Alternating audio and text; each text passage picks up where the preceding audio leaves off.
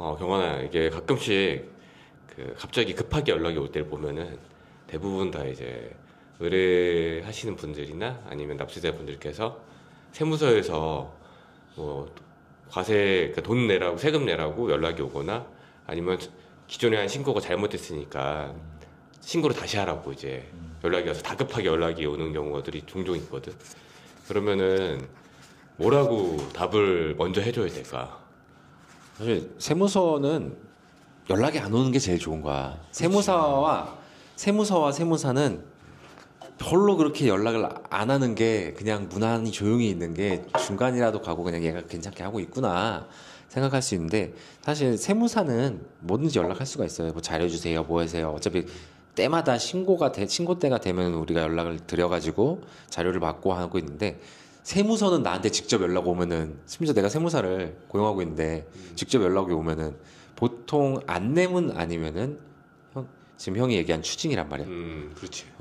그럼 일단은 뭐라고 얘기하냐? 일단은 받으신 거 좀 보내주세요. 무슨 내용인지 보게. 왜냐하면 납세분들은 딱 오늘 이거 뭐야?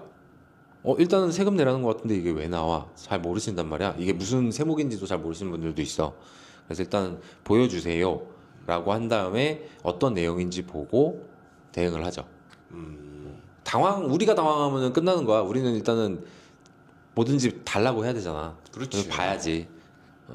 나도 그렇게 안내문이나 이제 연락을 받았을 때 보면은 뭐 케이스가 크게 두 가지가 있더라고. 신고를 잘못했으니까 다시 신고하세요. 아니면 신고를 안 했으니까 신고를 하시는데 아마 이 정도 금액이 나올 거라고 안내문에 써 있는 경우도 가끔씩 있더라고. 근데 그러면은 나 같은 경우에는 일단은 그 금액이 어느 정도 적정하다면은 먼저 내세요라고 대답을 하거든. 왜냐면 알아보고 나서 다시 해보자. 왜냐면은 내고 나서 찾아야지. 나중에 혹시나 우리가 졌을 경우에 우리가 꼭 이길 수는 없는 거잖아, 세무서한테. 그러니까 그 가산세 부담을 좀 가산세 부담을 줄여야 되니까. 만약에 안 냈으면요. 만약에 안 냈는데 안 내고 나서 이제 고지가 나오죠. 그렇지. 고지가 나오고 나서 그래도 또 안 이게 냈어요. 고지를 해야 되는데 안 냈어. 그리고 나서 우리는 절대 의뢰자분께서 납세자분께서 우리 절대 못 내겠어. 난 이 세금은 너무 억울해. 근데 이게 한번 나중에 불복이라는 얘기를 쓰겠지만은 나는 이제 이 세금을 못 내겠으니까는 국세청하고 한번 뭐 이제 한번 어떻게 보면 싸우는 거지. 다퉈갖고 결론을 내주는 기관들이 있잖아. 네. 근데 거기서까지 졌어. 근데 그런 기간들이 짧게는 한 반년에서 뭐 길게는 2, 3년까지도 시간이 소요가 되더라고. 사실 불복 가면 연 단위로 걸려요. 거의 연 단위로 무조건 걸리기 1년 때문에. 이상이라고 생각해야 될 거야. 그래서 가산금이 어마어마해지고, 일단은 근데 한번 정리를 해야 될 게, 뭔가 보통 날라오면, 나도 다양한 엄청난 케이스를 본 건 아니지만 그래도 한 10년 정도 내 개인 사무실을 운영하다 보니까 날라오는 경우는 이제 무신고인 경우에는 부가세가 아예 고지가 돼갖고 나오는 경우가 있어요. 부가세라든가 소득세라든가.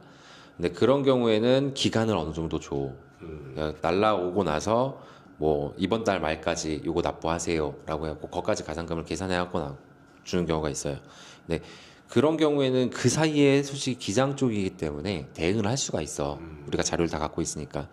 근데 증여세 같은 경우는 보통 날라오면은 날라온다라기보다는 내가 신고를 올렸어. 근데 이게 만약에 잘못 들어갔어. 잘못된 신고가 들어갔어.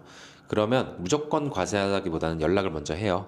세무사한테 먼저 연락했고, 요거 한번 확인해 주셔야 될 것 같아요. 라는 얘기를 먼저 해요. 그러면은 그 사이에 우리는 일단은 확인을 해요. 확인하고 어쨌든 내가 신고한 자료니까.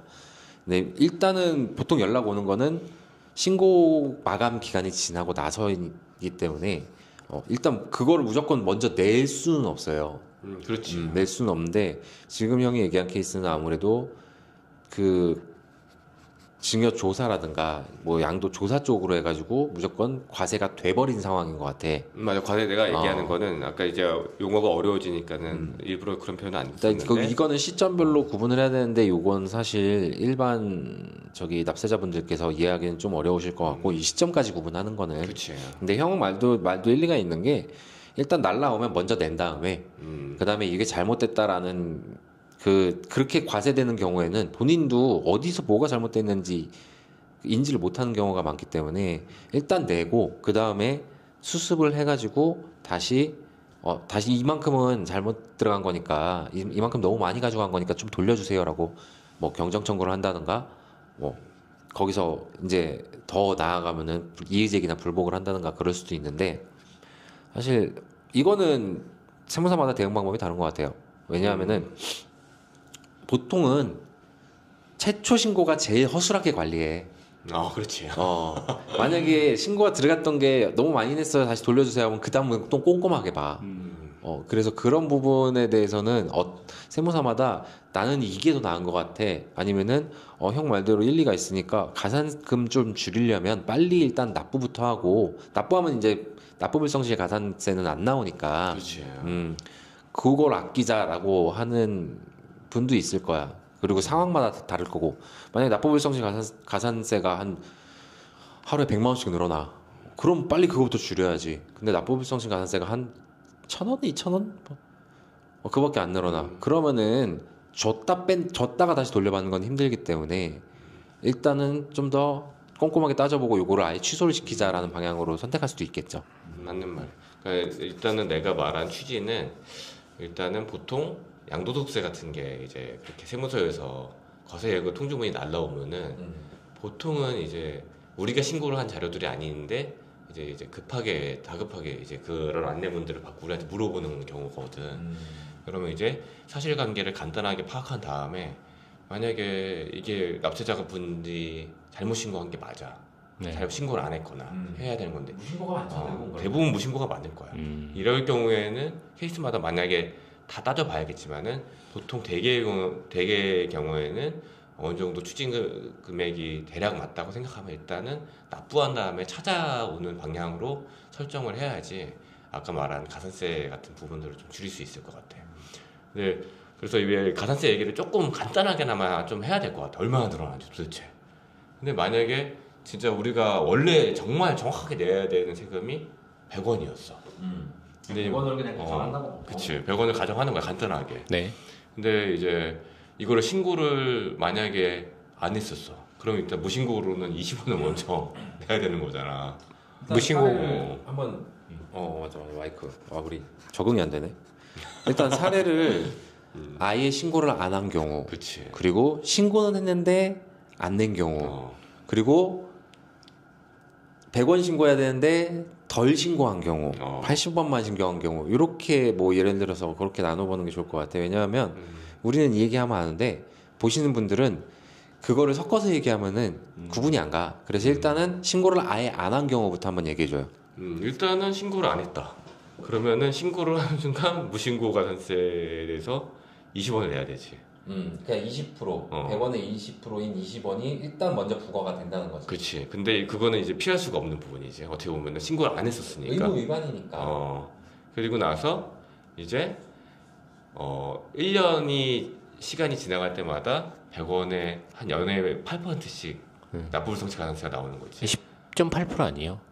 요즘 많이 줄었습니다. 아, 저희가 했을 때보다 많이 줄었습니다. 이게 처음에. 옛날에는 납부지연 가산세라고 해서 납부를 그러니까 신고는 다 했어 제대로.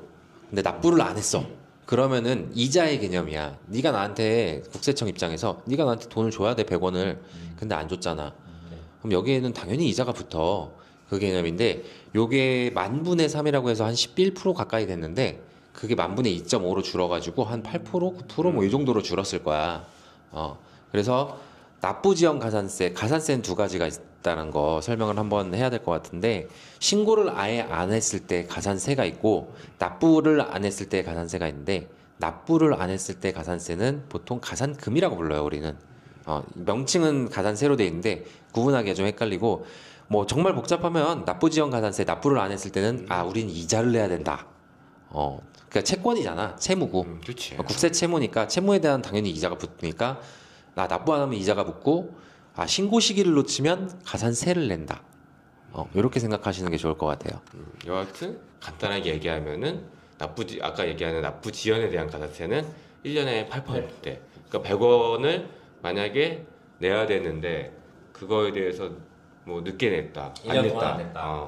그러면 이게 아까 얘기한 대로 끝까지 이제 만약에 뭐 국세청하고 다툼이 있었어. 근데 3년 후에 결과가 나왔어. 24. 24원이 나오는 거야. 네. 그러니까 24원이라고 하면은 금액이 와닿지가 않지만 이게 100억이라고 생각해봐. 100억, 10억이라고 생각하면은 어마어마한 금액이 되죠. 100억이면 24억이야. 한 3년 안 내면. 그럴 것 같습니다. 아까 얘기한 경우가 그런 거잖아. 만약에 뭐 납부지원 가산세가 그러니까 이자가 하루에 100만 원씩 붙어. 그러면은 360, 3억 6,500이야 1년이면. 맛있지. 그러면은 당연히 빨리빨리 우리는 행동을 해야겠지. 보통 그래서 양도소득세 같은 경우에 보통 이제 서울에 있는 아파트를 신고해야 되는데 신고 안 했어. 그럼 거의 이제 억 단위 세금이 나오잖아. 본세가 이제. 생각하기도 싫다. 그러면 일단은 뭐 나는 이게 뭐 수긍할 수가 없어. 국세청의 이런 과세 그 네. 내려가는 행위에 대해서. 그렇더라도 일단은 내고 시작하는 게 보통의 경우에는 맞을 것 같다. 사실 복잡한 얘기를 하면 한도 끝도 없어. 근데 일단은 큰 방향에 대해서는 뭐 이렇게 세금이 신고 아까 얘기한 뭐 부가세나 뭐 소득세 같은 경우처럼 금액 따져봐야 되는 경우도 있지만 양도소득세 같이 이제 보통 거액의 세금이 나오면은 일단은 내고 가는 게 맞겠다. 근데 뭐 일단은 뭐 신고를 한번 했었어. 그래서 근데 그 금액을 더 크게 내라고 연락이 올 때는 뭐 그 금액은 또 따로 따져봐야 되지만 이건 시간이 너무 많이 걸리니까 나중에 한번 다시 얘기를 해보고. 그런 컨텐츠는 나중에 다시 하고 일단은 가산세 얘기하다 말았는데 가산세는 아까 얘기했듯이 무신고가 있고 적게 신고했을 때가 있고 이자가 있어요. 그죠? 그리고 뭐 더 들어가면 복잡하긴 한데 무신고와 적게 신고했을 때는 부정이냐 일반이냐가 있어. 부정 같은 경우는 사실 내가 적극적으로 부정행위를 한 거야. 말 그대로 국세청을 상대로 사기를 친 거지. 이명계약서를 쓴다거나 막 그런 경우 아니면은 거의 없다고 봐야 돼. 그러니까 웬만한 그냥 내가 절세 좀 하려고 뭐 비용을 좀 막 나 골프 친 거 막 다 비용 처리하고 막 이렇게 나중에 걸렸어. 그런 것도 사실 부정 처리는 안 돼요. 일반 처리지. 일반적으로 그냥 적게 신고했다가 되는 거지. 그래서 일단 무신고는 기본적으로 20%, 과소신고, 적게 신고한 건 기본적으로 10%. 그러니까 부정인 경우에는 곱하기 2배씩이라고 정리를 하면 될 것 같고, 뭐 아까 이자에 대해선 납부지원 가산세에 대해서는 얘기를 했으니까 이 부분을 좀 얘기를 해줘야지. 안 그러면 좀 헷갈리실 것 같아 다들.